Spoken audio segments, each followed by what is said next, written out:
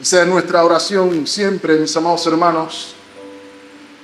La palabra de Dios es central para la vida del creyente, tal como dice el Señor en esa oración sacrificial.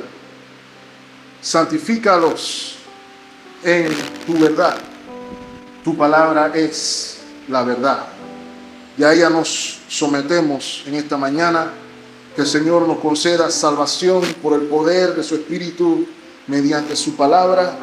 Que nos traiga una convicción preciosa de nuestro propósito, de nuestro valor, de nuestra identidad que es en Cristo. Y que mis labios falibles no sean impedimento para su palabra infalible. Es en Cristo Jesús que lo pedimos. Amén. Mis amados hermanos, durante siglos, una mirada al cielo nocturno o una mirada al amanecer o una mirada al atardecer o aquellos que han tenido el privilegio de una caminata por la naturaleza, todas estas cosas de alguna manera han inspirado al ser humano. De la contemplación de la naturaleza salen o surgen poemas, canciones que son fruto de la belleza que impacta el corazón. Por allá por el año 1863 se publicó un poema del poeta y pintor inglés William Blake, es su nombre. Y el título del poema es Augurios de Inocencia. Y el poema se hace famoso por su primera estrofa, la cual le voy a leer. Ver un mundo en un grano de arena y un cielo en una flor silvestre. Tener el infinito en la palma de la mano y la eternidad en una hora.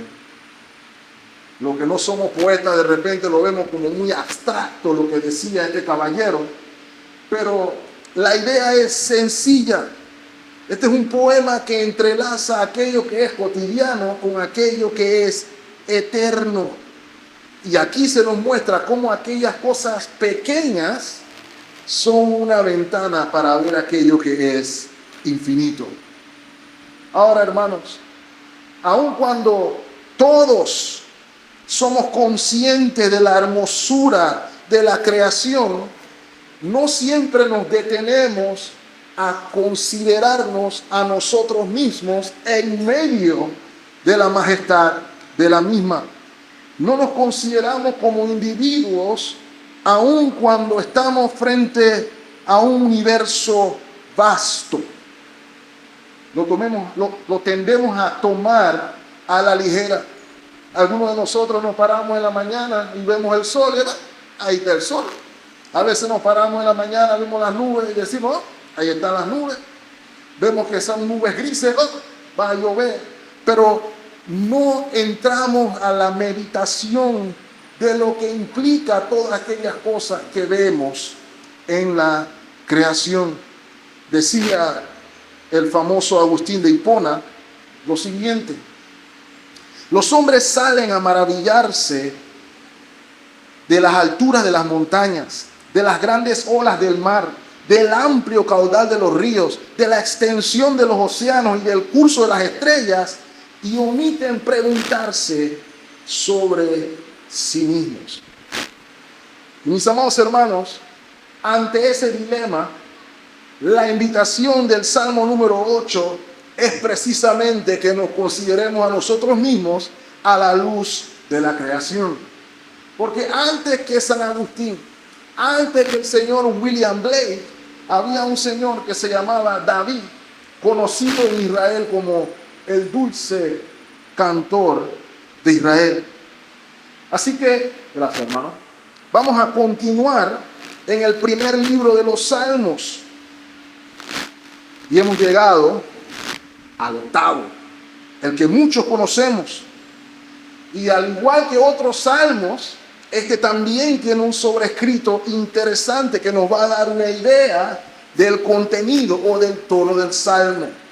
Dice: al músico principal sobre Gitit. Ahora, lo primero que se nos indica es o el instrumento musical o el tono musical en que debía ser entonado.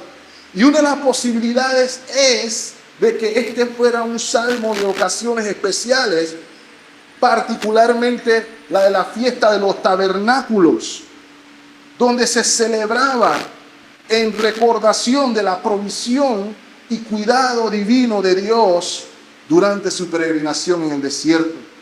Y esa fiesta se caracterizaba por el gozo, la alegría de contar con la provisión divina.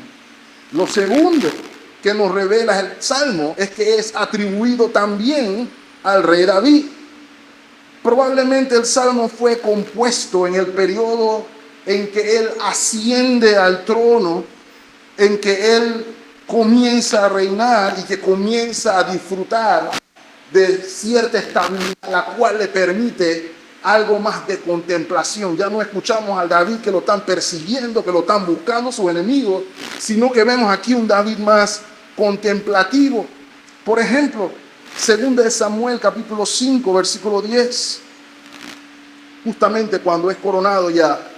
Y David iba adelantando y engrandeciéndose, y Jehová, Dios de los ejércitos, estaba con él. 2 Samuel 7, versículo 1. Todos recordaremos el pacto davídico. Dios establece pacto con él. Y note cómo inicia el versículo 1. Aconteció que cuando ya el rey habitaba en su casa, después que Jehová le había dado reposo de todos sus enemigos en derredor, aquí se da el contexto del pacto davídico. Así que el Salmo refleja tanto la alegría festiva del culto y surge propiamente de un tiempo de paz, de consolación en la vida del salmista, que repercute en contemplación. Porque hasta ahora, hermanos, nosotros hemos considerado salmos del opuesto, salmos de lamento, salmos que muestran cómo el creyente debe responder bíblicamente en un mundo caído. Estos salmos vimos que parten de una condición baja y van progresivamente por la fe, concluyendo en lo que es lógico, la doxología. Sin embargo, mis amados hermanos, los salmos no solamente expresan lamento. Esa no era la única emoción en el corazón de David. El Salmo 8 es un salmo de alabanza, es un himno de alabanza al Dios creador y a la gracia que tiene para con el hombre. Así que este salmo surge de la contemplación divina y nos invita, mis amados hermanos, lo cual es mi tesis esta mañana, a reflexionar sobre nuestra existencia a la luz de la revelación de Dios. A veces nuestras circunstancias nos ponen en apuro y a veces estamos buscando de Dios porque nuestras circunstancias nos obligan. Pero este salmo nos llama a reflexionar a que en esos tiempos de reposo, en esos tiempos de paz, no es para olvidarnos de Dios hasta el próximo lamento, sino que también es una oportunidad de contemplación divina, de aprecio de la gracia de Dios en el hombre. Es una invitación a la alabanza que reconoce quién es Él y qué es lo que ha hecho para con su pueblo. Así que, en virtud de lo que vimos en el Salmo 8, quise titular el mensaje de esta mañana, contemplando la majestad del Dios creador. Y hay tres cosas a observar esta mañana, mis amados hermanos. Primero nos vamos a enfocar en la declaración de alabanza del rey David. ¿Cuál es su fundamento? ¿Cuál es su sustento? Luego veremos la razón de la declaración. Y finalmente, con la ayuda de Dios, un problema por reconocer a la luz de lo que plantea el Salmo 8. Así que sin más, mis amados hermanos, veamos la declaración de alabanza. Algunos ya lo saben de memoria, ¿cierto? Cuando el hermano Ricardo comenzó a leer, todos estaban yendo o algunos recitando al unísono: oh Jehová, Señor nuestro, cuán glorioso es tu nombre en toda la tierra. Has puesto tu gloria sobre los cielos. Esta declaración, mis amados hermanos, establece el tono de todo el Salmo. Es en ese mismo crescendo, lo podemos decir así, en esa misma exclamación ante la majestad de Dios. Oh Jehová, Señor nuestro. Y ahora, hermanos, no quisiera avanzar sin martillar, si me permiten decirlo así, algo que hemos estado viendo a lo largo de estos salmos. Todas estas declaraciones del salmista, desde el Salmo 3, Salmo 4, Salmo 5, Salmo 6, Salmo 7, todas estas declaraciones iniciales se fundamentan en el entendimiento de la divinidad, en el conocimiento de Dios conforme a su revelación. Es lo que hemos estado viendo hasta aquí. Recalco esto, mis amados hermanos, porque las palabras de David no son euforia solamente, no son emocionalismo solamente, sino que son el resultado de conocer a Dios. Lo vemos allí, hermanos. Jehová, Dios nuestro. Dos nombres por el cual se revela la divinidad. Jehová Adón es lo que vemos allí.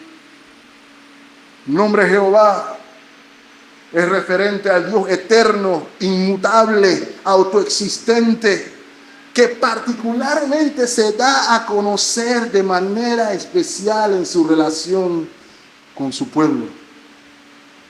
Una presencia constante, una promesa cumplida de comunión con su pueblo.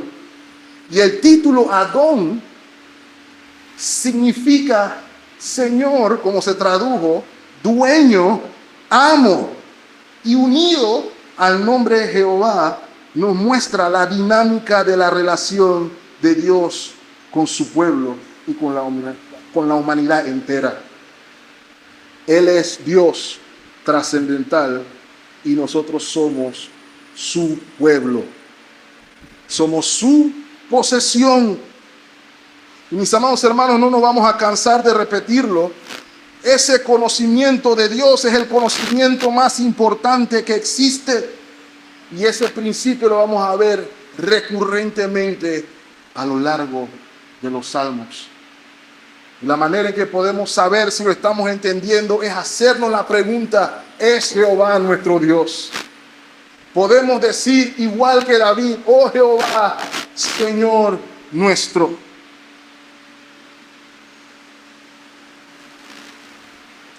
Nuestro conocimiento de Dios, mis amados hermanos, moldea correctamente nuestro entendimiento del mundo. Nos ayuda a reconocer nuestra condición como seres humanos. Nos ayuda a ver nuestra insensatez como seres humanos. Nos ayuda a ver nuestra necesidad como seres humanos. Y finalmente nos ayuda a ver nuestra dependencia absoluta de Él. Todo eso parte de un conocimiento correcto de Dios. Así que David está aquí reconociendo en la declaración que hace la majestad de Dios. Cuando hablo de majestad, mi amado hermano, me estoy refiriendo a esa cualidad particular que produce admiración y reverencia. Y en el caso del ser divino, nos lleva a la adoración. Cuando los reyes caminaban con sus trajes ultra costosos en toda la pompa y todo su esplendor, la gente decía: oh, qué majestuosidad, con qué gallardía. Esa es la idea, una presencia que transmite la idea de admiración, de reverencia, de que está a un nivel superior al mío. Y en el caso del Dios de Israel, más allá todavía. La trascendencia del Señor es universal, porque todo lo que existe lleva su firma, lleva su nombre. A eso se refiere la frase: has puesto tu gloria sobre los cielos. Y aquí se nos está recordando, mi amado hermano, que hay solamente una respuesta correcta ante la majestad de Dios. Dice el Salmo 19:1: los cielos cuentan la gloria de Dios. Y cuando vemos la creación y la gloria en ella manifiesta, la respuesta debe ser: cuán glorioso es nuestro Dios. Miren lo que dice el Salmo 148, versículo 13.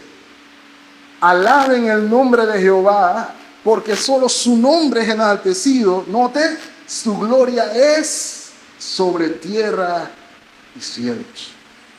Es evidente a los humanos la majestad de Dios. Y esto me lleva inmediatamente, mis amados hermanos, a nuestro segundo punto. ¿Por qué David explota en alabanza? ¿Qué fue lo que vio? ¿Qué contempló en la creación que lo hizo alabar al Señor así? Y bueno, mis amados hermanos, planteo que el versículo o el capítulo 8 del Salmo nos revela dos razones. La primera, David observa que Dios es tan grande que se glorifica en la debilidad. Esa es una de las razones de la alabanza. Y note lo que dice el versículo 2. De la boca de los niños y de los que maman, fundaste la fortaleza a causa de tus enemigos, para hacer callar al enemigo y al vengativo. Este es un pasaje difícil de interpretar, hermanos, la manera en la que está construida, pero una de las cosas que nos va a ayudar a entender el pasaje es ver los contrastes que se nos dan. Niños que maman, enemigos vindicativos. Ese es el contraste que se nos está planteando. Uno emana debilidad, el otro emana fortaleza. Y la idea aquí, mis amados hermanos, es que la creación manifiesta de diversas maneras cómo Dios se glorifica en la debilidad. Cómo utiliza a los débiles para su gloria. Y me puse a pensar, mis amados hermanos, hay varios ejemplos donde esto sucede. Usted sabe que en la cadena alimenticia hay animales que tienden a ser un eslabón en la cadena. El animal chiquito es consumido por el animal más grande, el animal más grande es consumido por uno más grande todavía, y esa es la idea. Probablemente habrá visto un meme en el mar, ¿no? De que alguien pone un pescadito chiquito que se come uno más grande, después se lo come un tiburón, después se lo come una ballena, una idea así. Esa es la cadena alimenticia. Sin embargo, si hemos puesto atención, hay momentos en que la cadena se invierte. Hay momentos en que el débil puede vencer al que en teoría es más fuerte. Y eso es contemplable en la creación. Usted podrá ver lo que un virus es capaz de hacerle a un hombre. Un virus que es microscópico, ¿cierto? Usted no pensaría que un virus le puede hacer daño mortal, pero sí lo puede hacer. Si usted es alérgico, una abeja lo puede picar, y si una abeja lo pica y usted es alérgico, usted se puede morir. Una abeja diminuta, ¿cierto? El punto es que Dios se glorifica, o la paradoja en la creación evidencia que Dios se glorifica en la divinidad. Un ejemplo de la vida de David, posiblemente lo podremos recordar.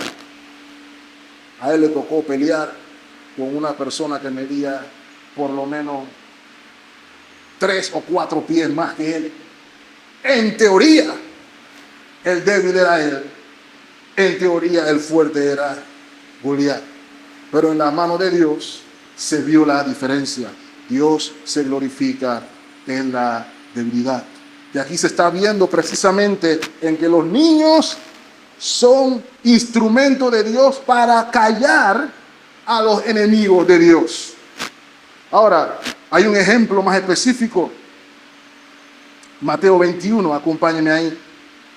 Específicamente en el versículo 16.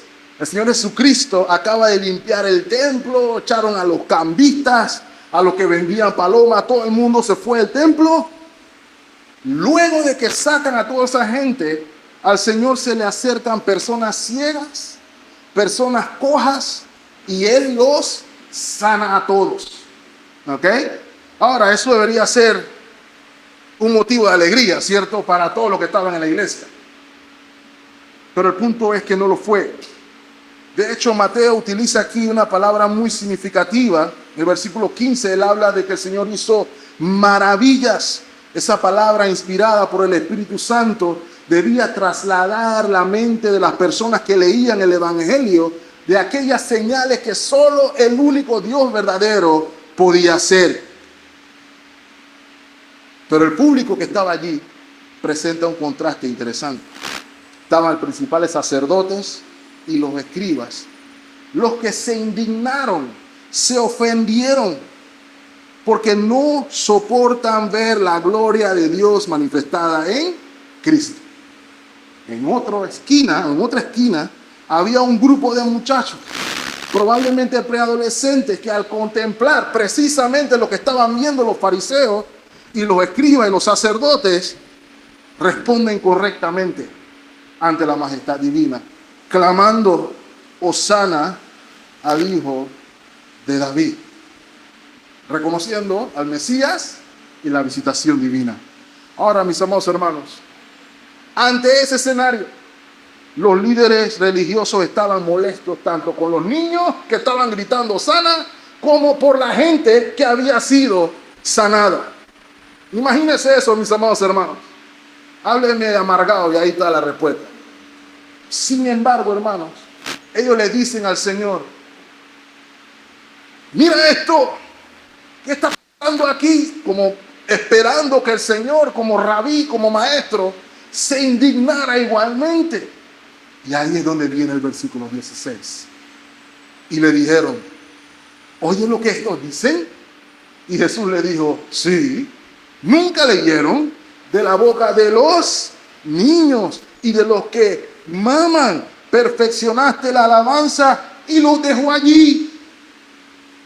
Así que aquí los sacerdotes y los escribas aparecen como enemigos de Dios y son silenciados por la alabanza de los débiles, tal como sucede hoy. Decía el apóstol Pablo: mirad entre ustedes, no son fuertes y poderosos, sino que de lo débil del mundo escogió Dios para avergonzar a aquellos que se consideran fuertes. Mateo capítulo 11, versículo 25. ¿Cuál es el contexto de esa declaración? Jesús predica el Evangelio en algunas ciudades que rechazan al Mesías, que rechazan la condescendencia de Dios con el hombre, y el Señor les da declaración de juicio. Ay de ti, corazón, ay de ti, la otra ciudad, se me escapa el nombre. Sin embargo, Él dice lo siguiente luego en el versículo 25.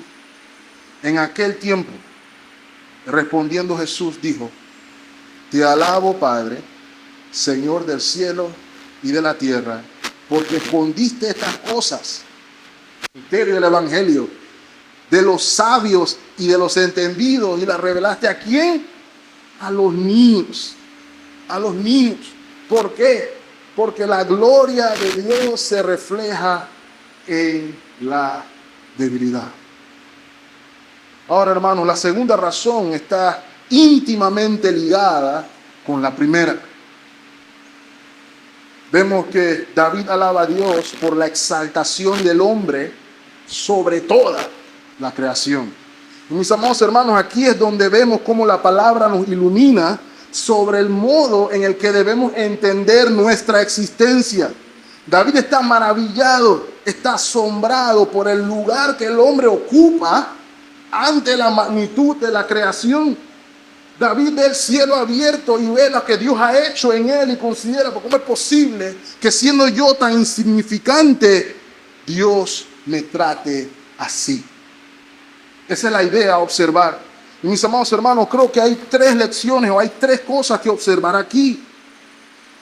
La exaltación del hombre por parte de Dios requiere que usted y yo reconozcamos al menos tres verdades fundamentales. Y cuando digo fundamental, lo digo con negrita y subrayado. La primera verdad fundamental es reconocer a Dios como creador. Miren lo que dice el versículo 3. Cuando veo tus cielos, obra de tus dedos, la luna y las estrellas que tú formaste.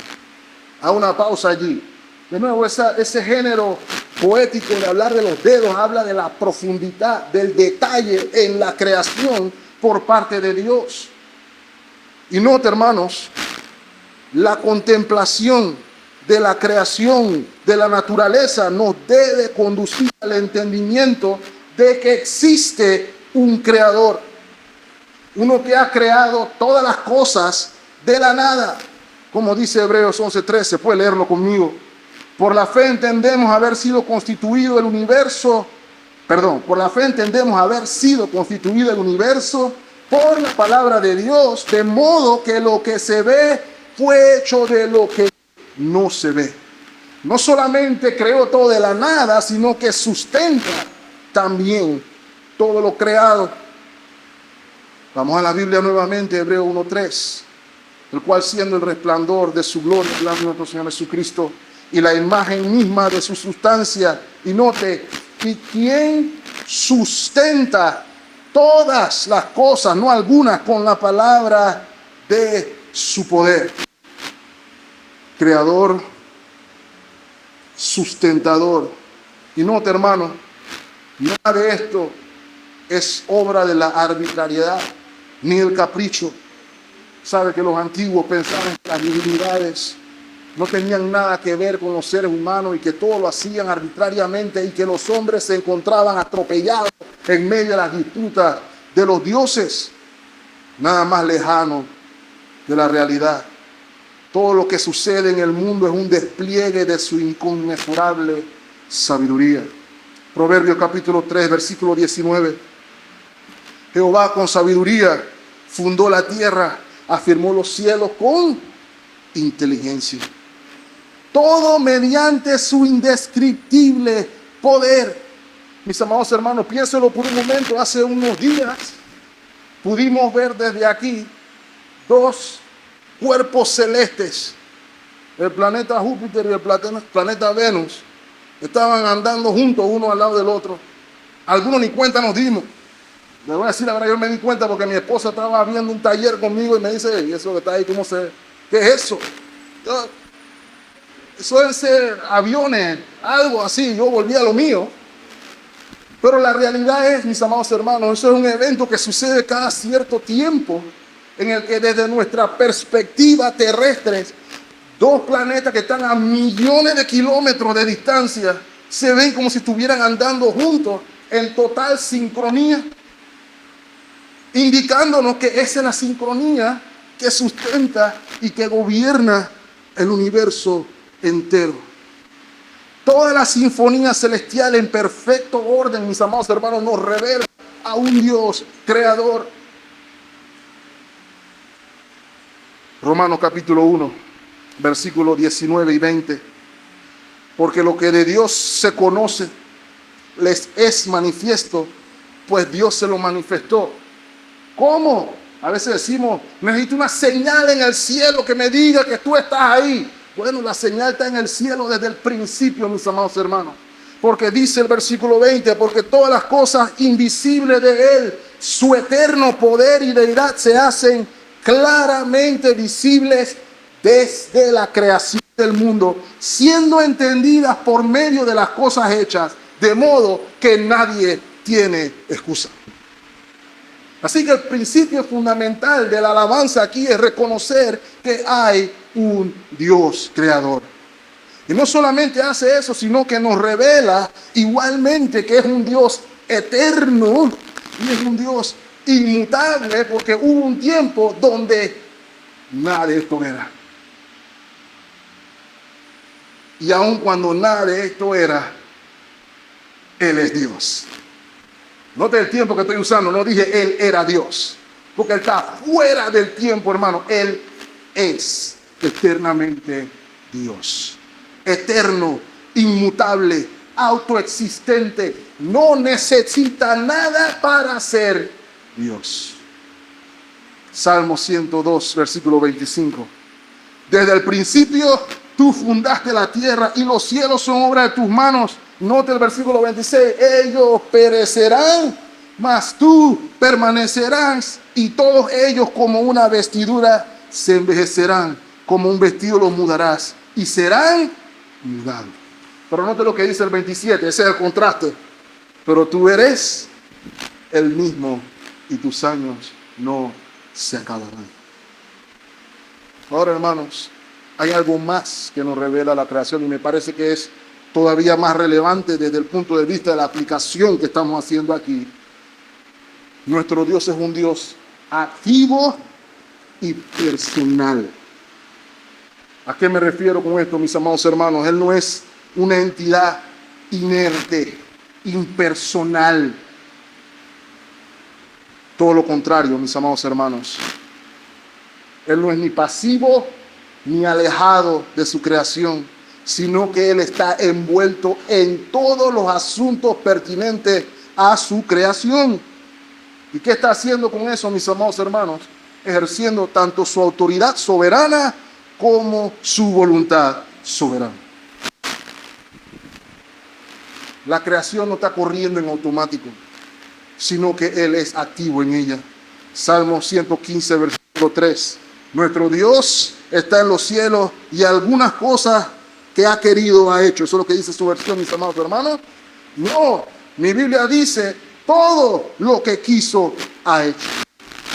Todo lo que conlleva voluntad lo ha hecho. Así que Él está activo en la vida de todas las criaturas, mis amados hermanos, incluyendo la vida humana. Y déjeme decirle algo, hermano. Eso es, sea usted creyente o no. Aunque usted tape el sol con un dedo, el sol sigue estando allí. Ese es el principio. Él es dueño de todo. Hechos 17, 28. Porque en Él vivimos y nos movemos y somos, como algunos de vuestros propios poetas también ha dicho, porque linaje suyo somos. ¿Hasta qué punto el Señor está ligado a la vida humana? Creo que Santiago lo explica mejor que yo. Santiago capítulo 4, versículo 13. Dice Santiago, vamos ahora a lo que dicen hoy y mañana iré a tal ciudad y estaremos allá un año y traficaremos y ganaremos. Eso somos todos, ¿cierto? Mañana el partido lo vamos a ver en mi casa, barbacoa, lleguen todos juntos. O mañana voy muy juicioso a la escuela a estudiar. Puede ser. El punto al que voy es que todo el mundo dice, yo voy a hacer esto o aquello porque yo quiero. Pero note, dice el versículo 14, usted no sabe lo que será mañana. Porque ¿qué es su vida? Ciertamente es neblina que se aparece por un poco de tiempo y luego se desvanece. Esa es la perspectiva divina, ¿cierto? Versículo 15. En lugar de eso deberíamos decir, si el Señor quiere, si Dios quiere, viviremos y haremos esto o aquello. Eso es la persona que entiende, que reconoce que hay un creador. Nosotros entendemos diferente, mis amados hermanos, cuando reconocemos que está en manos del Dios creador. La segunda cosa a observar allí, mis amados hermanos, hay que reconocer la condescendencia de Dios con el hombre. Versículos 4 y 5. Digo, este es el rey David, ¿qué es el hombre? Entonces, luego de que ve el sol, la luna, las estrellas, ¿qué es el hombre para que tengas de él memoria? Y el hijo del hombre para que lo visites. Le has hecho poco menor que los ángeles y lo coronaste de gloria y de honra. Mis amados hermanos, cuando yo hablo aquí de condescendencia, me refiero a la acción de la voluntad divina de descender, de ponerse al nivel del hombre para establecer comunión íntima con él.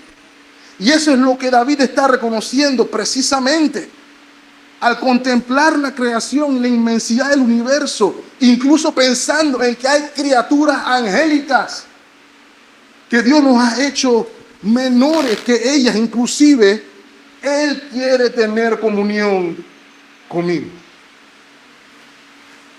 Eso es profundo, mis amados hermanos. ¿Sabe qué es lo que pasa? Hay dos cosas aquí.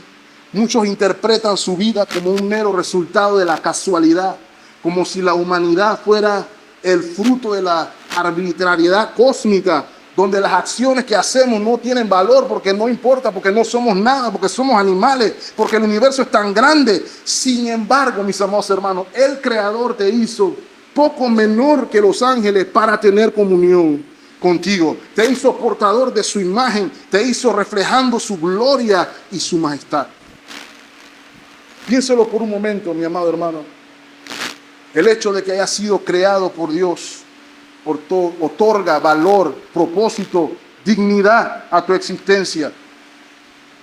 Seas alto, bajo, hombre, mujer, blanco o negro, rico o pobre, tu valor no radica en nada de eso, sino en que fuiste hecho a imagen y semejanza de Dios. No solamente eso, porque aquí se nos dice, tú nos has visitado. Y ese término visitado no está refiriéndose particularmente al acto de estar o de llegar a tocarle la puerta a alguien, sino que se está refiriendo específicamente al hecho de ser bueno, de condescender, de otorgar, de dar, de hacer partícipe a los que somos objeto de su gracia, de su presencia y de su comunión. Saben, mis amados hermanos, que la única criatura hecha a imagen y semejanza de Dios es el hombre. Y por ende, solamente el hombre puede tener comunión con Dios de esta manera. Ninguna otra criatura puede hacerlo. David, al contemplar, mis amados hermanos, la inmensidad del universo, la gloria de los ángeles en la presencia divina, se pregunta con asombro, ¿qué hago yo aquí? Esto no se siente como mi lugar. ¿Cómo es posible que yo esté en una posición de gloria y de honra?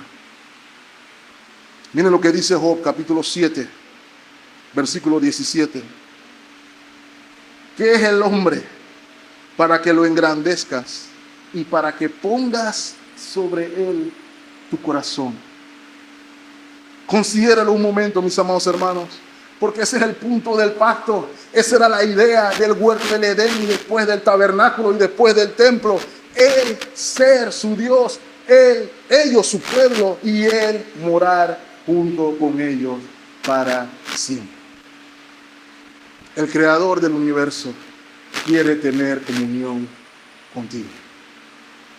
Piénsalo. Así que debemos reconocer que hay un creador. Debemos reconocer la condescendencia del creador. Y en tercer lugar, debemos reconocer la vocación, el llamado del hombre exaltado. Eso lo vemos a partir del versículo 6.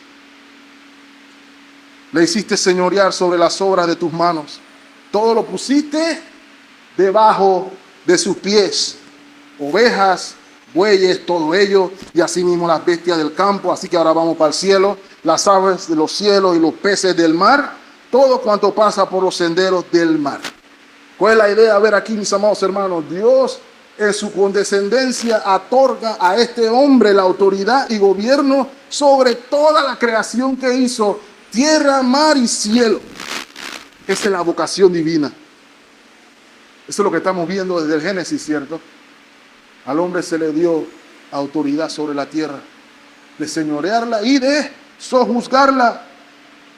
Salmo 115, 16. Los cielos son los cielos de Jehová y ha dado la tierra ¿a quiénes? A los hijos de los hombres. El hombre fue puesto a cargo de toda la creación. La humanidad estaba llamada a ser administradora de la creación.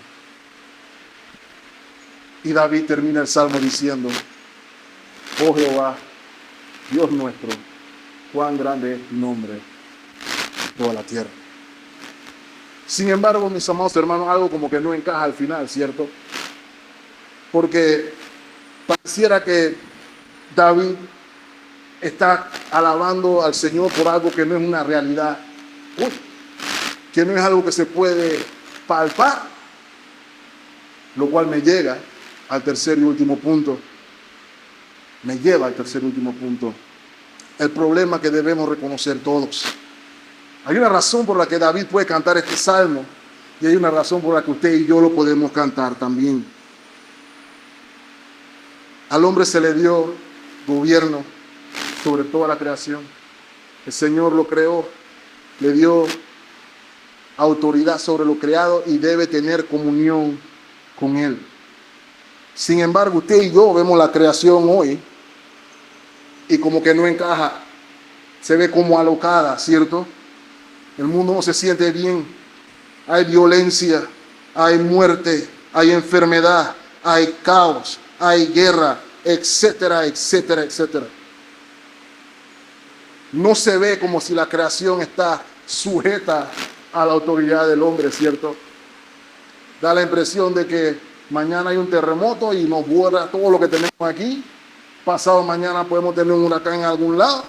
Otro día tenemos una tormenta, llueve bastante, se inunda algún lado y alguien se queda sin casa. La creación no se ve del todo sujeta hoy. Así que en virtud de que David está cantando,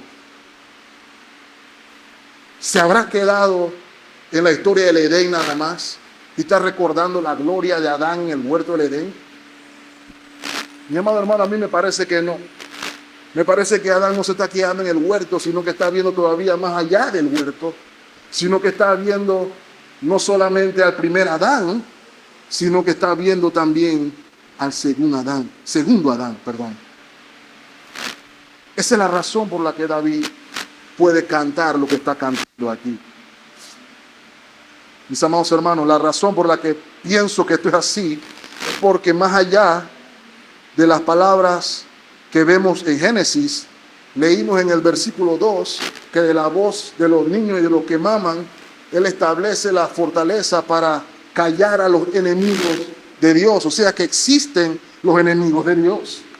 Leímos en el Salmo 2 que hay aquellas personas que quieren separarse o romper ligaduras por parte de ellos con relación a Dios, a lo que la Biblia los llama gente amotinada. ¿Por qué se amotina la gente? Dice el salmista en el Salmo 2.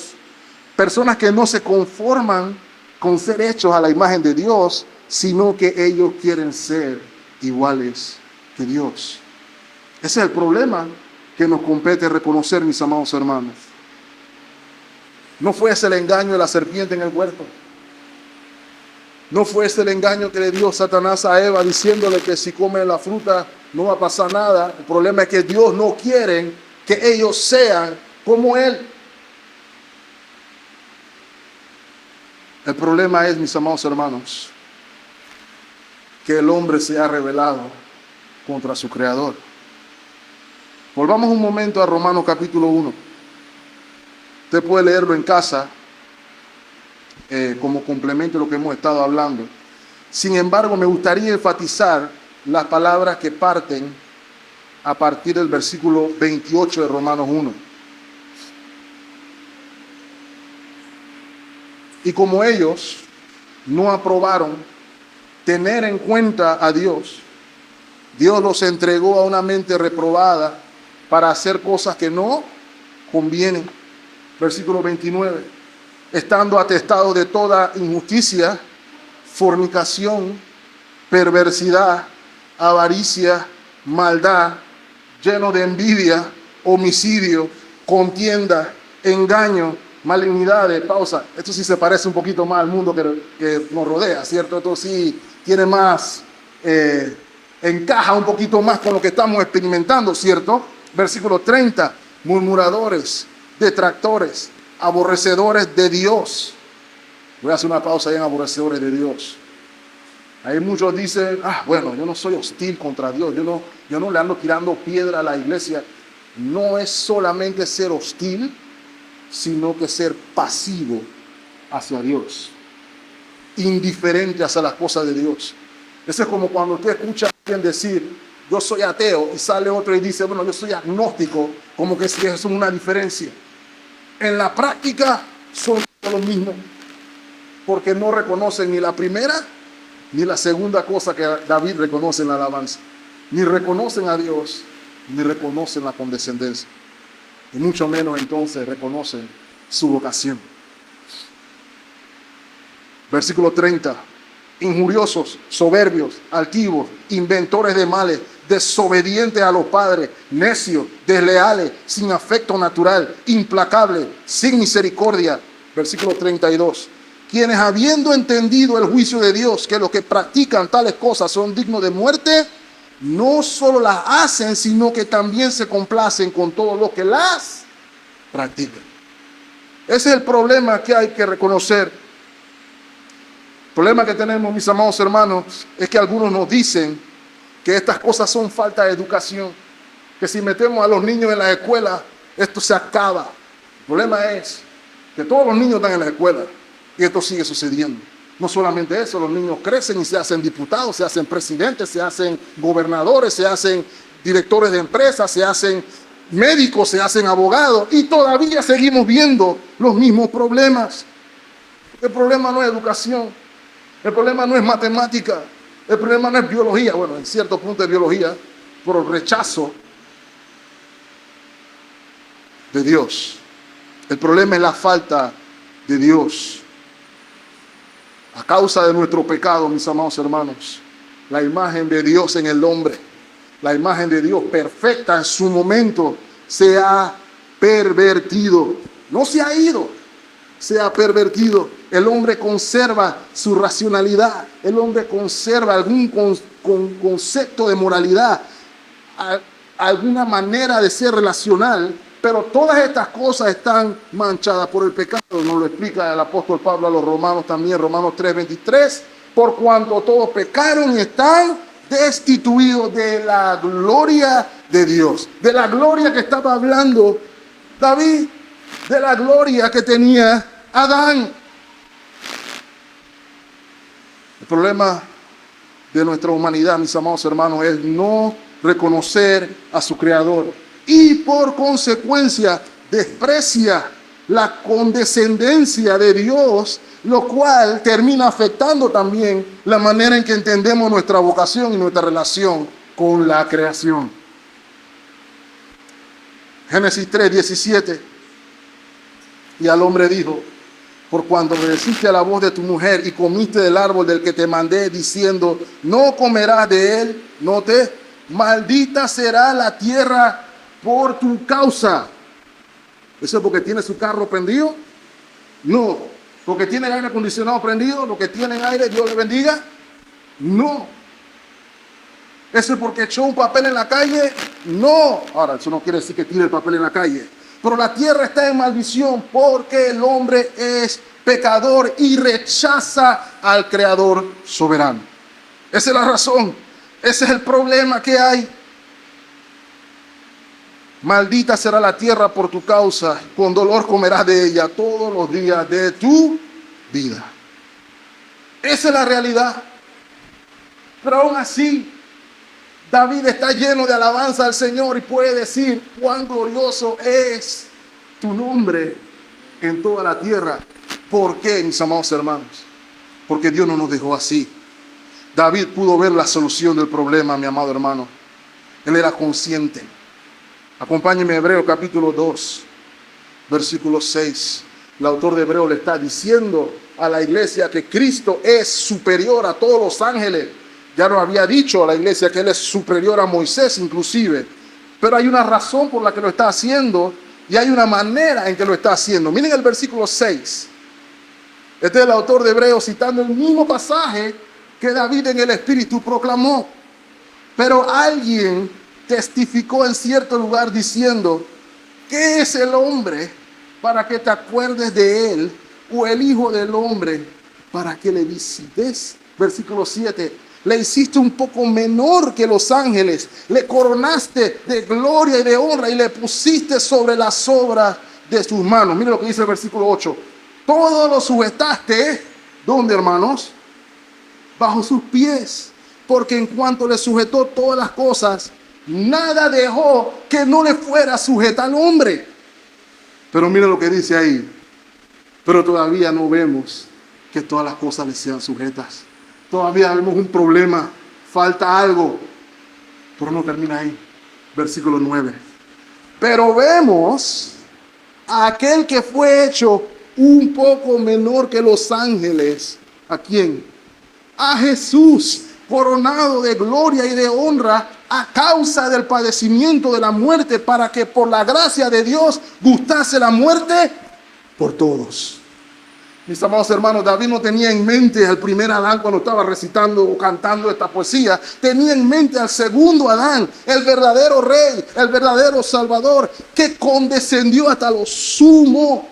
Mis amados hermanos, piénsenlo por un momento. El Dios que utiliza la voz de los infantes para proclamar su gloria y callar a sus enemigos, se hizo un infante y caminó entre nosotros. Y vimos su gloria como la del unigénito del Padre, lleno de gracia y de verdad. El creador del universo caminó con hombres igual que usted y que yo. Y no solamente eso, fue a la cruz a morir por los pecados suyos y míos, a pagar por nuestra rebelión, sea cual sea. Y no solo eso, sino que al tercer día se levantó de entre los muertos para dar testimonio de que el sacrificio fue acepto y hacerte a ti y a mí, mi amado hermano, participantes de una nueva creación.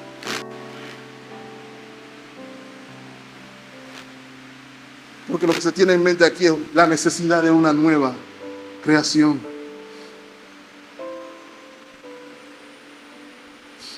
El problema de los fariseos y de los escribas, Mateo 21, no es que eran maleantes o violadores o asesinos. De hecho, ellos se consideraban mejor que todo el mundo porque ellos no hacían estas cosas que hacían los demás. El problema que ellos tenían es que menospreciaron la condescendencia de Dios en Cristo Jesús. Es como, piénselo por un momento, el creador del universo te dice: yo quiero tener una relación contigo, y tú dices de que yo te aviso, estoy ocupado aquí haciendo algunas cosas, tú sabes, ¿no? Que yo quiero ser ingeniero naval y yo quiero hacer un par de cosas aquí por acá, pero yo te aviso. Cuando yo tenga un chance, yo te aviso. ¿Saben lo ridículo que suena eso, hermano? Pero eso es lo que nos está diciendo la palabra del Señor. El creador del universo te dice: yo soy tu satisfacción, yo soy tu felicidad. Tú fuiste creado para disfrutar de Él para siempre. Y nosotros decimos: no, yo estoy bien aquí con mi botella de alcohol, yo estoy aquí con mi página de pornografía, aquí yo estoy bien, yo estoy completo. Yo estoy aquí completo con el perseguir diversas mujeres. Yo estoy aquí bien robando, yo estoy aquí bien matando, yo estoy bien aquí arruinando toda la creación. Así yo estoy bien. Eso es, mis amados hermanos, el mayor y más grande pecado de todos. Rechazar la condescendencia de Dios para contigo.